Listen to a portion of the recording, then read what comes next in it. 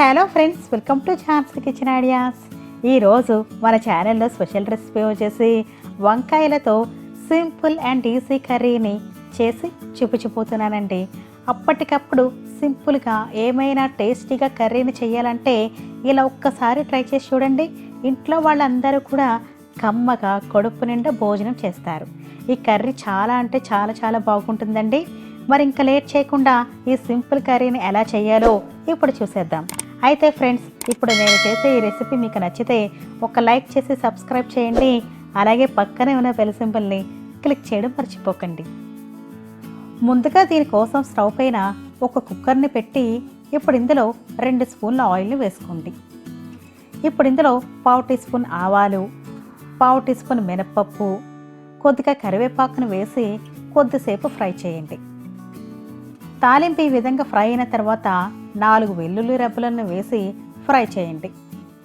ఈ వెల్లుల్లిని కూడా ఇలా ఫ్రై చేసుకున్న తర్వాత 2 పచ్చిమిర్చిలను ఇలా సన్నగా తరిగి వేసుకోండి. నెక్స్ట్ ఇందులో ఒక మీడియం సైజు ఉల్లిపాయని సన్నగా తరిగి పెట్టుకుని ఆ ఉల్లి తరుగును కూడా వేసి ఉల్లిపాయ ముక్కలను లైట్ గోల్డెన్ బ్రౌన్ కలర్లోకి వచ్చేంత వరకు ఫ్రై చేసుకోవాలి. ఈ ఆనియన్ పీసెస్ ఇలా వేగిన తర్వాత నెక్స్ట్ ఇందులో 4 మీడియం సైజ్ టొమాటోలను ఇలా సన్నగా తరిగి వేసుకోండి. ఇప్పుడు ఈ టొమాటో ముక్కలు మెత్తగా సాఫ్ట్గా అయ్యేంత వరకు ఉడికించుకోవాలి. ఇప్పుడు ఇందులో రుచికి సరిపడ సాల్ట్ని, 1/2 టీ స్పూన్ పసుపు, 1.5 స్పూన్ కారం, 1 స్పూన్ ధనియాల పొడిని వేసి 1 నిమిషం పాటు మీడియం ఫ్లేమ్లో వీటిని బాగా మిక్స్ చేయండి. ఇలా ఫ్రై చేసుకున్న తర్వాత ఇప్పుడు ఇందులో 1/2 కేజీ వంకాయలను ఇలా మీడియం సైజులో కట్ చేసుకుని వేసుకోండి.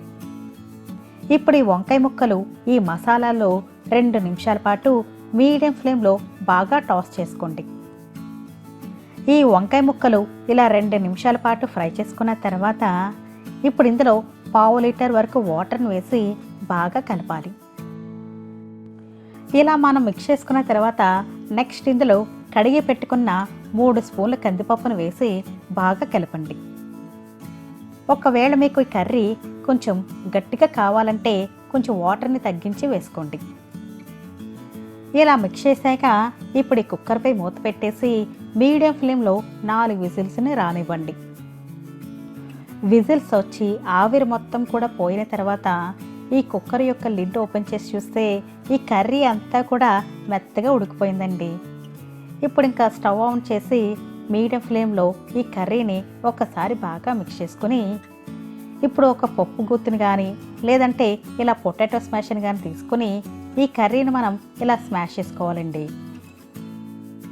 ఒకవేళ మీకు ఇలా మెత్తగా మెదుపుకోవడం ఇష్టం లేకపోతే స్కిప్ చేసేయండి. ఇలా మనం మెత్తగా మెదుపుకోవడం వలన ఈ కర్రీ రైస్లోకే కాకుండా ఇడ్లీ, దోశ, చపాతీలో కూడా సర్వ్ చేసుకోవచ్చు.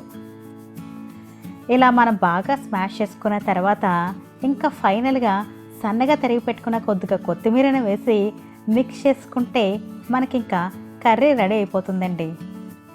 ఇంకా స్టవ్ ఆఫ్ చేసేసి వేడివేడిగా ఉన్నప్పుడే ఈ కర్రీని సర్వ్ చేసుకోవడమే. ఈ కర్రీ రైస్, చపాతీ ఇంకా ఇడ్లీ, దోశల్లో కూడా చాలా చాలా టేస్టీగా ఉంటుందండి. సో మీరు కూడా తప్పకుండా ఈ కర్రీని ట్రై చేసి చూడండి. మీరు మీ ఫ్యామిలీ మెంబర్స్ అందరూ కూడా ఈ కర్రీని చాలా ఇష్టంగా తినేస్తారు.